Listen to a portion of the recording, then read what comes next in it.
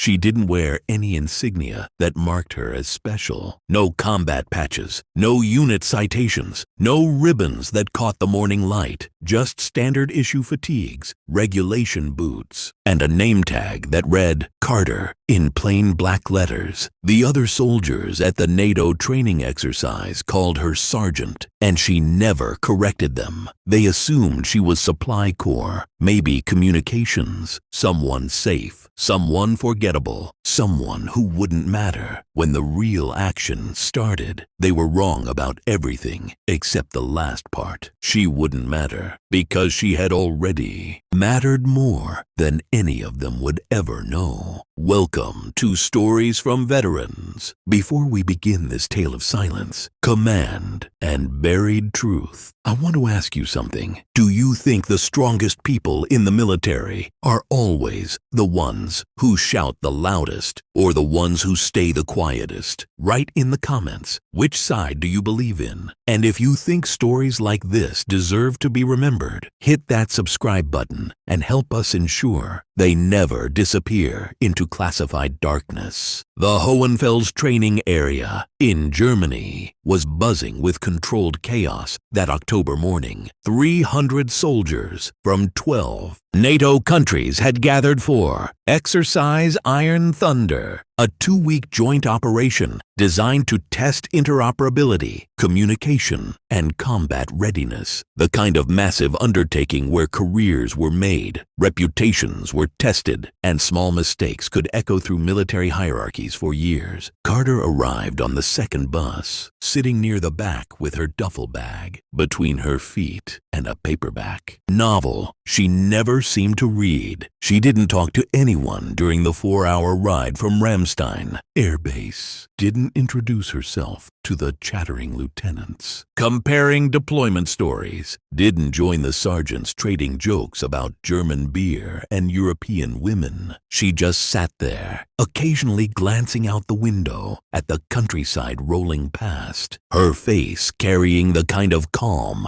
that comes from having nothing left to prove. The other soldiers barely noticed her. There were more interesting personalities on the bus. Johnson, the loud-mouthed infantry sergeant from Fort Bragg, who had opinions about everything and the volume to share them. Martinez, the communications specialist who could hack any system and wasn't shy about demonstrating it. Thompson, the sniper from the British SAS, who spoke in clipped sentences and moved like every step was calculated for maximum efficiency. Carter was just background noise, quiet, unremarkable, forgettable. When they reached the training compound, she grabbed her gear and fell into formation without fanfare. No one expected her to stand out during equipment inspection. No one thought she'd contribute much during tactical briefings. Even her bunk assignment reflected her status. Middle rack, middle row, surrounded by soldiers whose names would fill after-action reports, while hers would be typed once and forgotten. But Sergeant First Class David Reynolds noticed something different about her during the first morning formation. Reynolds was old-school Army, 22 years of service, 3 combat deployments, and the kind of eye for detail that had kept him alive when attention to small things meant the difference. Between going home and being carried out, he stood at parade rest behind the formation, scanning faces, checking posture, mentally cataloging who would excel and who would struggle. Most of the soldiers fidgeted, shifted weight from foot to foot, glanced around, checking their gear, their spacing, their alignment. Standard nervous energy from troops trying to make good impressions in unfamiliar territory. Carter didn't move, not once. She stood with a kind of stillness that wasn't rigid but centered, like someone who had learned long ago that being invisible was more valuable than being noticed. Her eyes didn't dart around the formation. They fixed on a point somewhere beyond the commanding officer's shoulder and stayed there, unblinking, patient. Reynolds had seen that posture before, not from sergeants, from operators, from people who had learned to disappear into plain sight. The briefing that followed was standard NATO protocol, mission objectives, rules of engagement, safety procedures. Exercise Iron Thunder would simulate a multinational response to a humanitarian crisis in a fictional Eastern European country. 3 phases: reconnaissance, assault, and peacekeeping. Each phase would test different aspects of joint operations, from small unit tactics to large-scale logistics. Captain Williams adjusted the tactical display, revealing communication protocols and backup procedures. Papers rustled in the wind from an open window, and for just a moment, a page fluttered past Reynolds' line of sight. In the corner of the sheet, barely visible, was a line that shouldn't have been there. "SO 7. Contingency comms." The page settled back onto the pile before Reynolds could read more. But something about those letters felt significant, operational, outside normal. NATO designation systems. Carter took notes. Not many, just key points scribbled in handwriting so small it looked like code. She never raised her hand during the Q&A session, never offered suggestions, never tried to impress the instructors with her knowledge of doctrine or equipment. But when Captain Williams, the exercise coordinator, asked for volunteers to lead reconnaissance teams, something shifted in the room.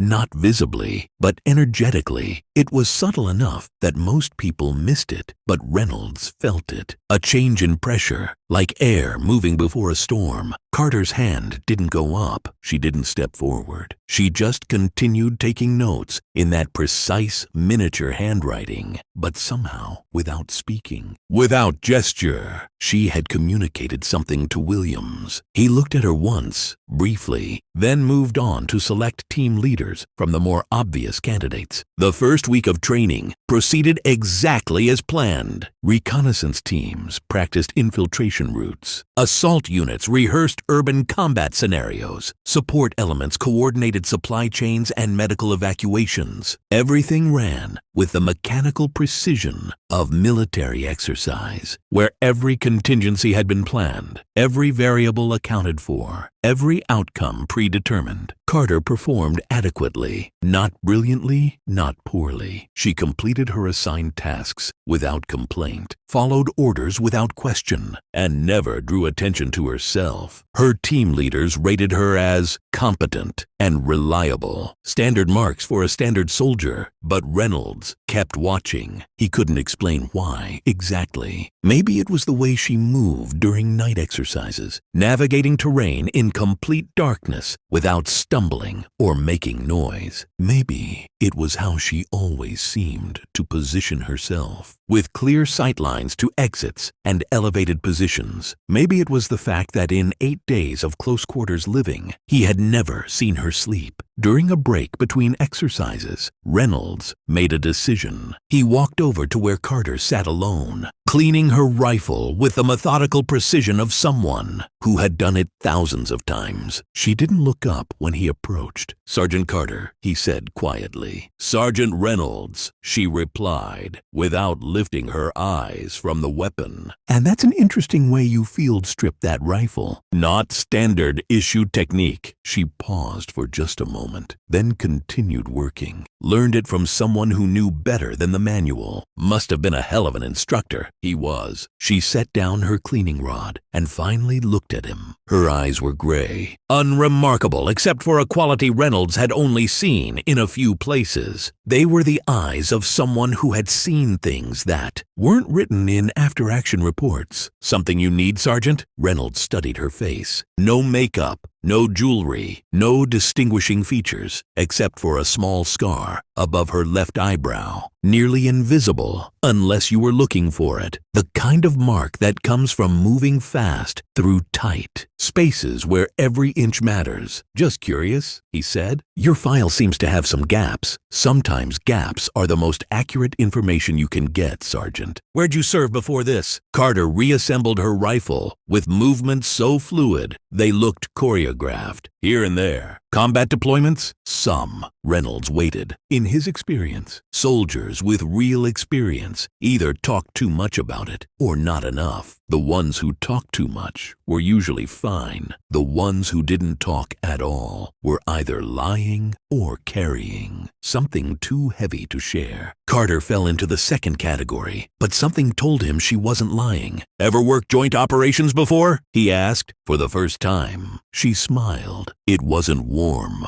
or friendly. It was the kind of smile that acknowledged a shared understanding without revealing anything important. Once or twice that evening, Reynolds did something he hadn't done in years. He called an old contact, a master sergeant in Special Operations Command, who owed him a favor from Kandahar. The conversation was brief, coded, and completely off the record. "Got a name for you," Reynolds said after the usual pleasantries. "Carter, Sergeant, currently attached to NATO exercises in Germany. First name? Our file just says A. Carter." There was a pause on the other end, longer than it should have been. "David," his contact said finally, "you need to drop this right now." "What do you mean?" "I mean, hang up the phone. Forget you called and pretend you never noticed anything unusual about anyone named Carter." "Come on, Mike, what aren't you telling me?" Another pause. When his contact spoke again, his voice was barely above a whisper. "You ever hear of something called the silent officer?" "No, should I have? If you had, you'd already be dead." "David, listen to me carefully. Some people serve in ways that never get documented. Some missions don't exist on paper. And some operators, they're ghosts even to us." "What does that mean?" "It means hang up the phone, forget you called, and pretend you never noticed anything unusual about anyone named Carter." The line went dead. Reynolds stared at his phone for a long moment, then deleted the call from his history. But he didn't stop watching. If anything, he watched more carefully, and what he saw over the next few days changed everything he thought he knew about military hierarchy. Carter never gave orders. She made suggestions, quiet observations delivered in a tone so casual they seemed like afterthoughts. But somehow, those suggestions always turned out to be exactly right. During a night navigation exercise, when Lieutenant Foster's team got lost in the German forest, Carter mentioned that the constellation Cassiopeia was a bit more visible through that gap in the trees to the northwest. The team adjusted their route and reached their objective 2 hours ahead of schedule. When Corporal Jackson's radio malfunctioned during a communications drill, Carter happened to walk by and noticed him struggling with the equipment. She didn't take over, didn't demonstrate superior knowledge. She just quietly pointed out that sometimes the antenna connections work better if you rotate the base unit about 15 degrees clockwise before locking it in place. The radio crackled to life immediately. Small things, insignificant things, except they kept happening, and the soldiers who benefited from her casual observations began to watch for them. They started positioning themselves near her during briefings, not obviously, but close enough to catch those quiet comments that always seemed to contain exactly the information they needed. Reynolds wasn't the only one who noticed. Captain Williams, the exercise coordinator, had started including Carter in planning sessions. Not officially. She wasn't invited, wasn't assigned, but somehow she was always there when key decisions were made, standing quietly in the background, occasionally offering a perspective that no one else had considered. The change was so gradual that most people didn't realize it was happening. But by the end of the first week, soldiers were instinctively looking to Carter before making tactical decisions, not seeking permission, not asking for orders, just checking. A glance, a nod, a moment of eye contact that somehow conveyed more information than hours of briefings, and she never acknowledged it, never accepted the deference, never asserted authority. She just continued being quietly present, offering those careful observations, making those subtle suggestions that kept everyone alive and mission ready. Lieutenant Foster began to notice the pattern first. During tactical planning sessions, he would propose a route or approach, and Carter would make an almost casual observation. Interesting choice. That ridgeline offers good cover, but the drainage might be soft after yesterday's rain. Foster would adjust his plan, find a better route, and somehow always end up with superior positioning. Corporal Jackson started timing his equipment, checks to coincide with Carter's maintenance schedule. Not because she offered help,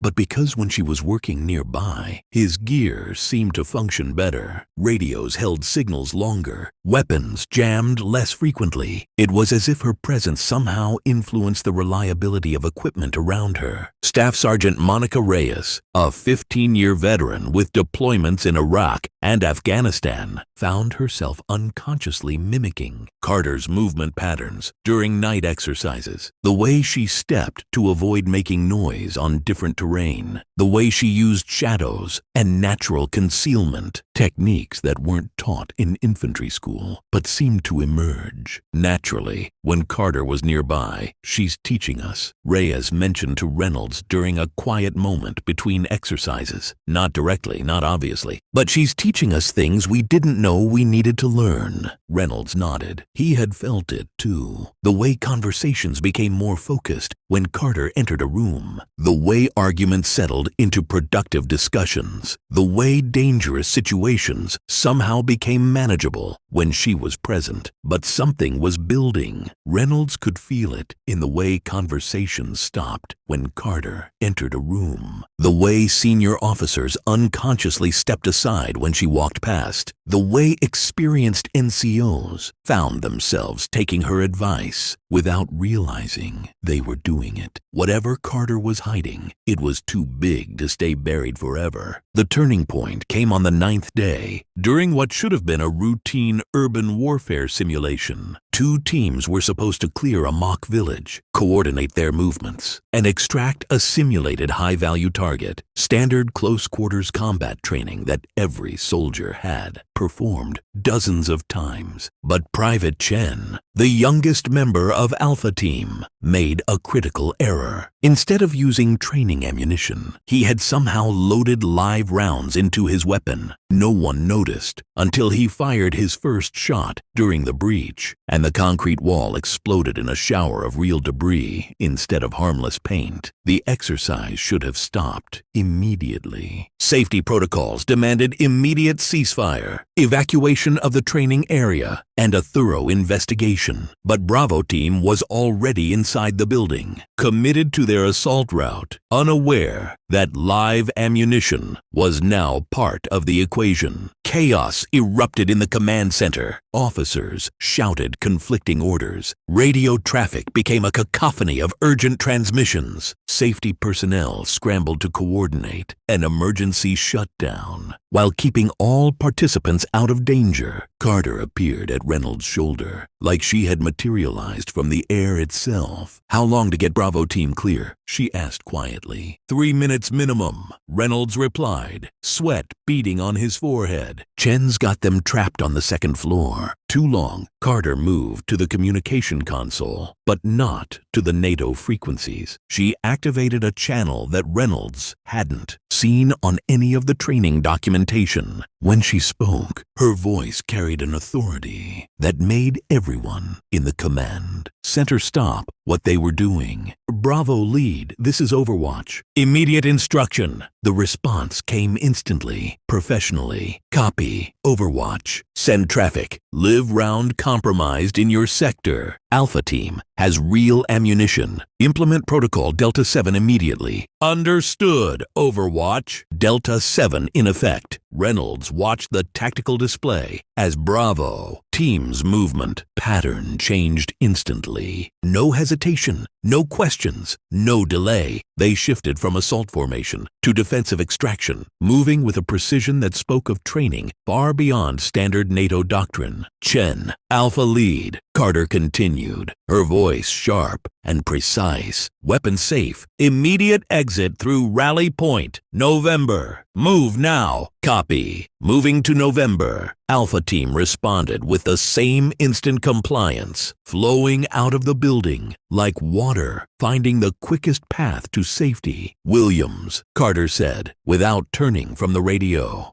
Get on secure SATCOM. Tell command we have unauthorized overwatch developing. I don't have authority to... This conversation never happened, but you have authority now. Her eyes never left the tactical display. Harrison, pull your liaison team back 2 clicks. They're painting themselves for targeting. Harrison opened his mouth to protest, then stopped. Something about Carter's tone made argument impossible. Within 90 seconds, both teams were clear of the danger zone. No injuries, no international incident, no career-ending investigation. Just a smooth, professional response to a crisis that should have resulted in casualties. The command center fell silent. Officers stared at their displays, trying to process what they had just witnessed. Not the near-miss accident, but the response to it. The instant communication, the immediate compliance, the perfect coordination between teams that should have been confused and panicked. Captain Williams turned slowly to face Carter. Sergeant, what frequency were you using? Emergency channel, she replied calmly. That's not an emergency channel on any NATO documentation. No, sir, it's not. Williams studied her face, searching for explanations that weren't coming. How did those teams know Protocol Delta 7? That's not in our training manual. Because they've used it before, Carter said simply. When? Where? For the first time since the crisis began, Carter hesitated. Not because she didn't know the answer, but because she was deciding how much truth the room could handle. Different places, she said finally. Different times, different wars. The weight of that statement settled over the command center like a heavy blanket. Reynolds looked around the tent, counting faces, calculating ages. Most of the officers were in their 30s, a few in their 40s. Career military, but young enough that their deployment experience was limited to Iraq and Afghanistan. Carter looked older suddenly, not physically, but in the way she carried herself, like someone who had seen conflicts that weren't written in history books, fought in wars that didn't appear on service records. Ma'am,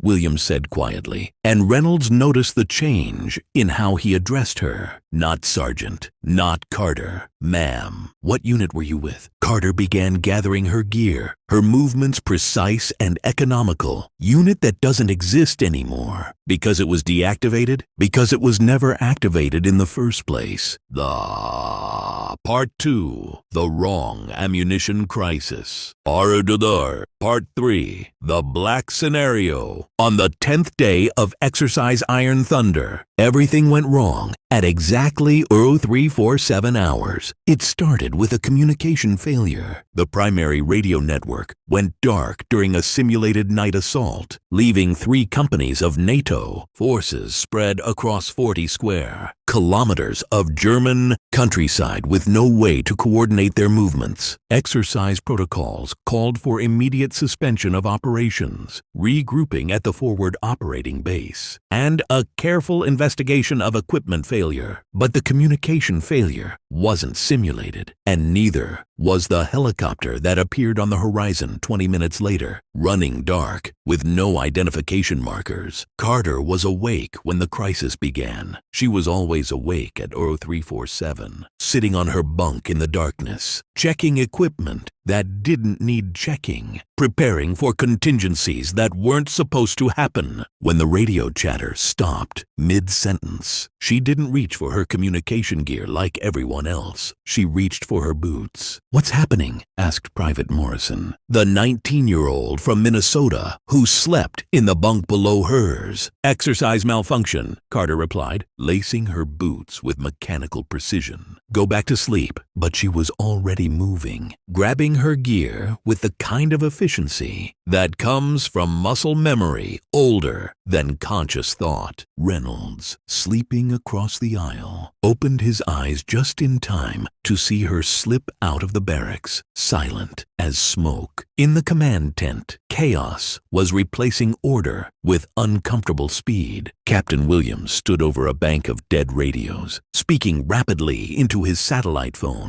while junior officers scrambled to establish backup communications. The exercise had become a nightmare scenario. Hundreds of soldiers scattered across hostile terrain, with no command structure and no way to coordinate extraction. "We need to abort," said Major Harrison, the British liaison officer. "Pull everyone back to the AFOB, count heads, and figure out what went wrong." "Can't abort what we can't communicate," Williams replied, stress evident in his voice. "Half these units don't even know we've lost comms. They're still running their mission profiles. Then we go out and get them. Ground teams, vehicle recovery, whatever it takes. In the dark? Across 40 clicks of unfamiliar terrain. We'll lose more people trying to recover them than we have missing." That's when Carter appeared in the tent entrance. She didn't announce herself, didn't interrupt the conversation. She just stood there, patient and still, until Williams noticed her. "Sergeant Carter, something you need." "Permission to make an observation, sir." Williams gestured impatiently. "Make it quick." Carter stepped forward, moving to the map table with the confidence of someone who had done this before. She didn't touch the markers, didn't rearrange the tactical display. She just pointed to 3 specific locations on the terrain map. "These positions," she said quietly, "high ground, clear fields of fire, natural rally points. If I were scattered and lost communication, that's where I'd regroup my people." Major Harrison frowned. "How can you possibly know that?" Carter looked at him with those gray eyes that revealed nothing. "Because that's where I would go." Williams studied the map. The 3 locations Carter had indicated formed a triangle that encompassed most of the scattered units. Natural defensive positions with overlapping coverage and multiple escape routes. It was tactically sound, strategically brilliant, and completely outside standard NATO doctrine. "Even if you're right," Harrison said, "we don't have the assets to check 3 locations simultaneously. Not safely. Not in the dark." "You don't need to check them," Carter replied. "You need to call them." She moved to the dead radio bank, her hands dancing across controls with the fluidity of a pianist. Not frantically, not experimentally, but with the precise confidence of someone who knew exactly which frequencies to try, which amplification settings to adjust, which atmospheric conditions to compensate for. Williams watched in amazement. "How do you know those frequencies?" "Because I designed this protocol," Carter said without looking up from the equipment. Static filled the tent. Then, impossibly, a voice emerged from the crackling speakers. "Base, this is Bravo 27. Do you copy?" Williams grabbed the microphone. "Bravo 27. This is exercise control. We copy. What's your status?" "Z solid copy, control. We've established a defensive perimeter at grid reference 873492. We have 23 personnel, all accounted for. No casualties. Awaiting instructions." Williams looked at Carter, then back at the map. Grid reference 873492 was exactly where she had pointed. One of the 3 locations she had somehow known would become a rally point. But the crisis wasn't over. The helicopter that had appeared during the communication blackout was still circling, still dark, still unidentified, and it was moving in a search pattern that would bring it directly over the rally points where Carter had located the scattered NATO forces. Unknown aircraft. This is exercise control. Williams broadcast on the emergency frequency. You are operating in restricted airspace. Identify yourself and state your intentions. No response. Could be German military, suggested Harrison. Training accident. Maybe they don't know we're running exercises here. Carter shook her head. They know. How can you be sure? Because they're using our frequency patterns to track our transmissions. She pointed to a signal analyzer that none of them had noticed her activate. The display showed frequency signatures that looked wrong. Too clean, too advanced. Every time we broadcast, they adjust their search grid. This isn't an accident. Carter studied the spectrum analysis, her face hardening. This signature, I've seen this before. Iraq, 2017. This isn't training equipment. Williams stared at the display, watching the helicopter's position update in real time. Jesus, they're hunting our people, not hunting. Carter corrected quietly. Testing. Someone wants to see how we respond to a communications failure and external pressure. Testing what? Us. She turned from the radio bank, and for the first time since the crisis began, Reynolds saw something different in her posture. Not alarmed, not concerned, but focused in a way that made the air in the tent feel heavier. This isn't an exercise malfunction. This is an exercise within the exercise. That's impossible, Harrison said. No one authorized. Authorization doesn't come from NATO command for operations like this. Carter interrupted. Her voice carried a weight that made everyone in the tent stop talking. It comes from people who don't appear on organizational charts. Williams looked at her for a long moment. You seem to know a lot about operations that don't officially exist. Carter didn't respond immediately. She moved back to the map table, studying the positions of the scattered units, the helicopter's search pattern, the terrain features that offered concealment or exposure. When she finally spoke, her voice was different, not the casual tone of a sergeant making suggestions. Something older, more certain. Williams, get on secure SATCOM. Tell command we have unauthorized overwatch. I don't have authority to... You do now. She turned to Harrison. Pull your liaison team back 2 clicks. They're too exposed. Sergeant, you can't just... Harrison, move your people, now. Her voice carried an authority that had nothing to do with rank. Reynolds watched as 2 senior officers instinctively began following orders from a sergeant who had no official command position. It should have been impossible, but somehow Carter had assumed control of the situation without anyone questioning her right to do so. Reynolds, she continued, her hands never stopping their work on the radio equipment. The contact extraction. Tell them the silent officer is activating Protocol 7. Silent officer? Reynolds asked. Carter's eyes met his for just a moment. Call sign you probably shouldn't remember. Reynolds made the call. The conversation was even briefer than before. Silent officer? His contact said immediately. Jesus Christ, David, where are you?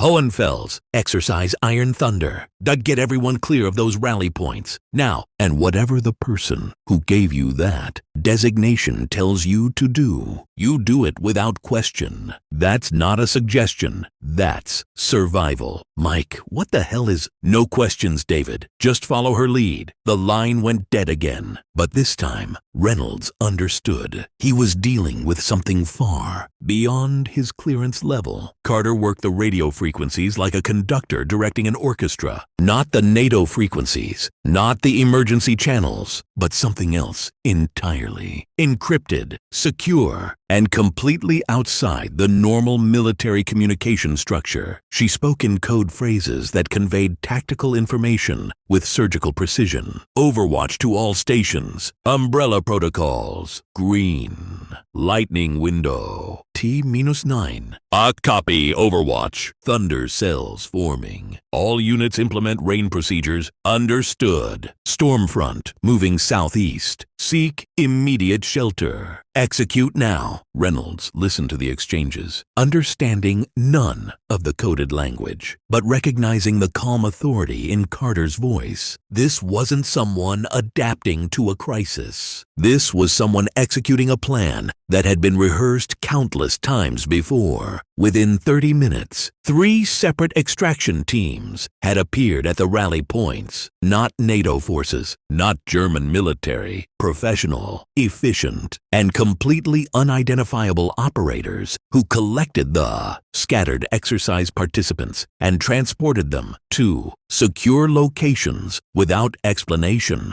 or paperwork. The hunting helicopter disappeared as quickly as it had arrived. Exercise Iron Thunder was officially suspended due to equipment failure and unexpected weather conditions. No mention was made of the shadow operation, the mysterious helicopter, or the extraction teams that had appeared and vanished like ghosts. As the compound emptied, Reynolds found Carter in the motor pool, loading her gear into a nondescript sedan that hadn't been there an hour earlier. "Leaving already?" he asked. "Exercise is over," she replied, without looking up. "For you, maybe. The rest of us have 3 days of debrief ahead." Carter closed the trunk and turned to face him. For the first time since he'd met her, she looked directly into his eyes without reservation. "The debrief will conclude that the IA communication failure was caused by atmospheric interference and equipment malfunction. No unusual incidents will be reported. All personnel performed within acceptable parameters. And if someone asks questions, no one will ask questions." Reynolds watched her get into the driver's seat. The engine started with a whisper-quiet purr that suggested modifications not found in standard military vehicles. "Carter," he called as she prepared to drive away. "Who are you really?" She paused, one hand on the gear shift, and looked at him through the open window. For just a moment, he saw something flicker across her face. Not regret, not sadness, but a kind of tired acceptance. "I'm no one," she said simply. "I was never here." And then she was gone, disappearing into the German countryside like a shadow absorbed by darkness. The legacy. 3 months later, Reynolds was back at Fort Benning, running a training course for new NCOs. The official after-action report from Exercise Iron Thunder was classified, but scuttlebutt traveled faster than paperwork in military circles. Stories circulated about the communications failure, the mysterious helicopter, the soldiers who were extracted by unknown operators. But nobody talked about Carter. Reynolds tried to look her up in the military personnel database. The entry for A. Carter showed standard deployment records, routine performance evaluations, and a service history that read like a template for an unremarkable career. Nothing about special operations, nothing about classified assignments, nothing that would explain what he had witnessed in that command tent. It was as if the woman who had taken control of a crisis involving 300 NATO soldiers had never existed. But then strange things began to happen, small things that wouldn't have been noticed by anyone who hadn't spent 10 days watching Carter work. A training exercise at Fort Hood experienced equipment failure during a night operation. Communications went dark, units became scattered, and what should have been a simple drill turned into a potential disaster. The crisis was resolved when an unknown NCO appeared in the command center and somehow restored contact with all missing elements within an hour. No one could identify the NCO afterward. Security footage from that night was mysteriously corrupted. A joint training operation in South Korea faced a similar crisis. Radio blackout, scattered forces, potential international incident. Again, an unidentified soldier appeared during the emergency, took unofficial control of the situation, and disappeared once the crisis was resolved. This time, witnesses remembered only that the person was quiet, competent, and seemed to know exactly what to do, despite having no official authority. The pattern repeated in Poland, in Estonia, in Japan. Always the same elements, communication failure, scattered forces, mysterious resolution by an unnamed operator who vanished before anyone could ask questions. Military intelligence began tracking the incidents, not officially, but through informal networks of senior NCOs who had started comparing notes. They called it the guardian angel phenomenon. Someone with extraordinary capability and resources was monitoring joint exercises, intervening during crises, and ensuring that training accidents didn't become international disasters. Reynolds knew better. He recognized the methodology, the precision,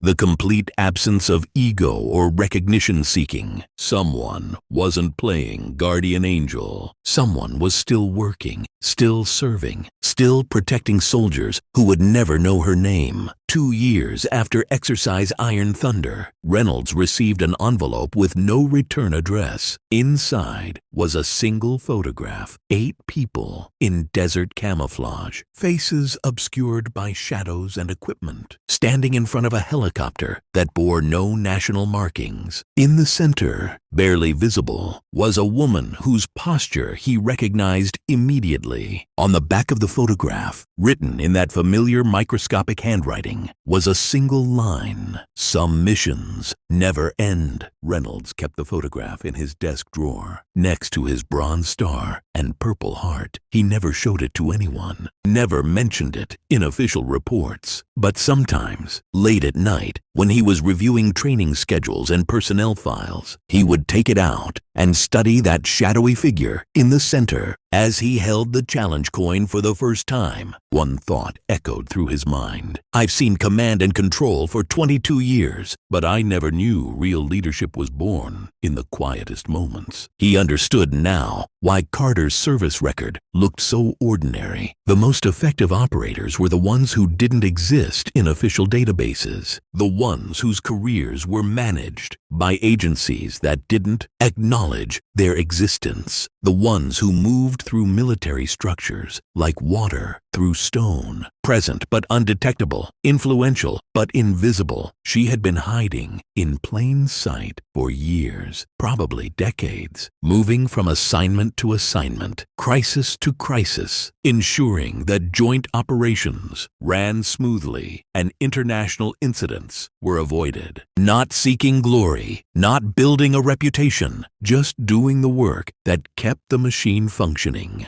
The silent officer. Reynolds never saw her again, but he felt her influence. Training exercises began running more smoothly. Equipment failures were resolved faster. Crisis situations were managed with a level of competence that seemed to exceed the capabilities of the personnel involved. She was still out there, still working, still protecting soldiers who would never know they needed protection, moving through the military like a ghost with purpose, appearing when crises demanded expertise that couldn't be officially acknowledged, disappearing when the danger passed. Some stories don't end, they just continue in silence. The silent officer had found her mission, and her mission was eternal, ensuring that the next generation of warriors had someone watching over them who understood what real leadership looked like, not the kind that demanded salutes or insisted on recognition, the kind that showed up when needed, did what was necessary, and faded back into the shadows without asking for thanks. Reynolds retired from the Army 2 years later. At his retirement ceremony, surrounded by friends and family, he received the standard commendations and heartfelt speeches. But the gift that mattered most was the one that came with no card, no signature, no explanation. A small wooden box left on his desk sometime during the ceremony. Inside was a challenge coin unlike any he had ever seen. No unit designation, no official seal, just a simple engraving. Vigilance in silence. He understood the message. Somewhere out there, The silent officer was still working, still protecting, still serving in ways that would never appear in official records. And now Reynolds knew that the most important military operations weren't the ones that made headlines. They were the ones that prevented headlines from being necessary. So I ask you, have you ever encountered someone like the silent officer? Someone whose true capabilities were hidden behind an ordinary exterior. Someone who served without recognition, protected without acknowledgement, and led without authority. We told you this story, but now you tell us yours. Who was your silent officer? Share their story in the comments. Tell us how they changed your life without you even realizing it was happening. Remember, the most powerful leaders sometimes never show themselves at all. Have you ever known someone like that? Write their name below. They deserve to be remembered, even if they never asked for recognition. Thank you for watching Stories from Veterans. If this story moved you, subscribe and help us honor those who serve in silence. We'll see you in the next story. And until then, remember, the next time you see someone quietly competent, someone who seems to know more than they're saying, someone who disappears just as problems get solved, you might be looking at a legend who chose to remain invisible. The silent ones are still out there, still watching, still protecting us from dangers we'll never know existed. Their mission continues, one quiet intervention at a time.